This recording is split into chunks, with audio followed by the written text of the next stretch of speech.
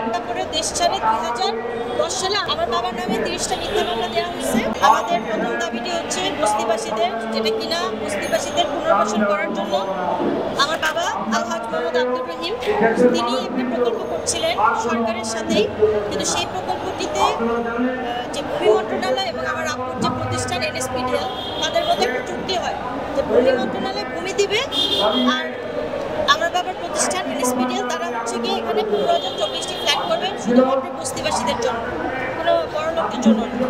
তো সেই প্রকল্পটি করতে গিয়ে আমরা দেখেছি যখন বিএনপি এসেছে তারা ঘুষ চেয়েছে, আওয়ামী লীগ এসেছে ঘুষ চেয়েছে।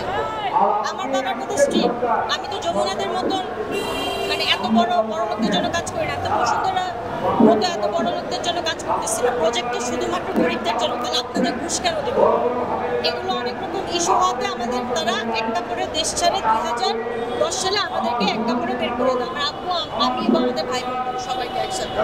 তারপর এক পর্যায়ে আমরা লন্ডনে ছিলাম, লেখাপড়া করি, ওখান থেকে যখন ব্যাক আসি আমার বাবার নামে 30টা মিথ্যা মামলা দেওয়া হয়েছে এবং আমার মার নামে সে হাঁটতে পারে না তার নামে দেওয়া হয়েছে। আজকের দিন পর্যন্ত তারা এখনো যায় হাজিরা দিতে কোর্টে। তো এই বিষয়গুলো নিয়ে বস্তিবাসীরা তারা হচ্ছে ভুক্তভোগী জনতা, তাদের অনেকেই অনেক টাকা দিচ্ছে, নিজেদের সবকিছু বিক্রি করে তারা টাকা দিয়ে একটা ফ্ল্যাট কিনতে চাইছে, তাদের টাকা তো থেকে দিয়েছে কিন্তু তারা ফ্ল্যাট পায় না। কিন্তু আমরা 2000টি পরিবারকে আমরা তাদের ফ্ল্যাট বুঝিয়ে দিতে পারছি, কিন্তু যখন আরো কাজ করবো তার আগেই আমাদেরকে পুরো ইম্যাচিউর অবস্থায় প্রজেক্টের রড ইট বালু সিমেন্ট কাজ চলছে সেই অবস্থায় আমাদেরকে বেআইনিভাবে বের করে দেবো, দেশ ছাড়া করবো, এই হচ্ছে অবস্থা। তো আজকের দিন আমাদের বস্তিবাসীদের নিয়ে যে দাবিটা সেটা হচ্ছে সরকার এবং NSPDL যে চুক্তিটা হয়েছিল তারা মিলে প্রকল্পটা বাস্তবায়ন করবে, ওই চুক্তিটা হাসিনার আমলে হাসিনা যেটাকে অবৈধভাবে বলছে এটা বাতিল চুক্তি, এটা বাতিল চুক্তি হতে পারে, চুক্তি বাতিল করার কোনো সুযোগ নেই। হ্যাঁ, NSPDL এর যদি কোনো প্রবলেম থাকে, ভূমি মন্ত্রণালয়ের যদি কোনো প্রবলেম থাকে তারা সালিসি বোর্ডে বসে কাজ করবে, not cancelling the contract cancel করার কিছু নেই। আমাদের দাবি হচ্ছে এই যে কন্ট্রাক্টটা ক্যান্সেল করে দিয়েছে হাসিনা সেই ক্যান্সেল বাতিলটা খেয়ে নিবে এবং এই যে বস্তিবাসীদের প্রজেক্টটা তারা আমরা 72 আওয়ার্সের একটা আলটিমেটাম দিয়েছি, এর মধ্যে যদি আমরা না পাই তাহলে আমরা আন্দোলন ছাড়বো, বস্তিবাসীদের দাবি। আর আজকে আমাদের আরেকটা যেটা ক্ষতিপূরণের দাবি নিয়ে আসছি, আমরা শহীদ মুক্তিযোদ্ধা পরিবার 71 আমার দাদা শহীদ হয়েছেন, আমার বাবার 2 মামা শহীদ হয়েছেন, আমার বাবার একজন মামা পঙ্গু হয়েছে।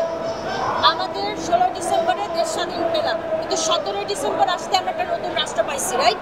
সেই নতুন রাষ্ট্রে সেদিন থেকে আমাদের একটা প্রকল্প আছে, সে প্রকল্পটা হচ্ছে আমাদের একটা বাজার আছে, সেটা আপনার যদি কি বলে থেকে আপনার বিজয় সরণি সিগন্যালে মানে প্রধানমন্ত্রী কার্যালয় থেকে মাত্র আইগেস 1.5 কিলোমিটার না, ওই বাজারটা হচ্ছে আমাদের, যেটা সরকার 53 বছর যাবৎ তারা জবরদখল করে রাখছে। এই বাজার বিষয়ে উচ্চতর আদালত পর্যন্ত আমাদের পক্ষে রায় যে 2 মাসের মধ্যে আমাদের জমি দেবে না, কিন্তু অন্তত ক্ষতিপূরণ দেবে। 53 বছর পার হয়ে গেছে, কোনো ক্ষতিপূরণ পাইনি, না পেতে এখন আমাদের কথা হচ্ছে আমরা যখন ইন্টারিম গভর্নমেন্ট আসছে আমরা মোটামুটি রিলিজ ছিলাম যে না, দেয়ার ইজ হোপ, কিছু একটা হবে। তো আমরা যখন রাস্তায় নামি এভাবেই 5ই আগস্টের পর 8ই আগস্ট সম্ভবত এরকম, তখন প্রধান chief adviser professor Mohammad Yunus ওনার কাছে আমরা আমাদের দাবিগুলো পেশ করি, তখন ওনারা বলছে দেখেন দেশটা অনেক বিশৃঙ্খলা সিচুয়েশন আছে, আপনি মাত্র পাওয়ার আছে, একটু সময় দেন। আলহামদুলিল্লাহ 16 বছর মানে 53 বছর ওয়েট করছি, আর কয়েকদিন সময় দিতে সময় দিলাম, কথা হয় না। আমরা যাই স্থানীয় সরকার মন্ত্রণালয়, তারা আমাদের বলে হয়ে যাচ্ছে, হয় না। আমরা সিটি কর্পোরেশনে যাই, সে বলে হয় না। তো এভাবে তো আমাদের চালাচালি করতে সফট ভাষায় কাজ করছি, আবেদন নিবেদন দিচ্ছি, কোনো সাড়া পাই না। তাই আজকে আমরা শহীদ মুক্তিযোদ্ধা পরিবার এখানে আসতে বাধ্য হয়েছি। আর ফর ইউর ইনফরমেশন, এই 53 বছর যাবত যে ক্ষতিপূরণটা হয়েছে 8,000 কোটি টাকায় দাঁড়াইছে আজকের দিনে, সে 53 বছর। আপনি বলতে পারেন আমি কি বলছি, কাগজ দেখেন কিভাবে ক্ষতিপূরণ হয়েছে, কোন আইনের আন্ডারে হয়েছে, যেটা দেখলে আপনারা বুঝতে পারবেন। এইটার জবাব উচ্চতর আদালত যে আপনি মানবেন না, আপনার তো কোনো রাইট নেই, আপনাকে মানতেই হবে।